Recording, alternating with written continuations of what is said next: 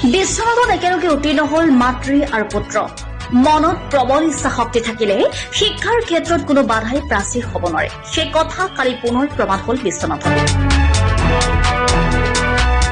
High school শিক্ষান্ত পৰীক্ষাৰ ফলাফলত বিশ্বনাথ জিলাৰ চেৱাগুৰিৰ মাতৃ পুত্ৰই একেলগে লাভ কৰিছে সফলতা।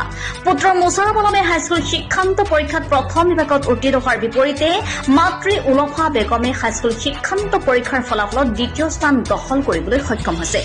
মাতৃ আৰু পুত্ৰই একেলগে পঢ়া শুনা কৰিছিল আৰু একেখন কিতাপকে মাতৃ আৰু পুত্ৰই পঢ়িছিল।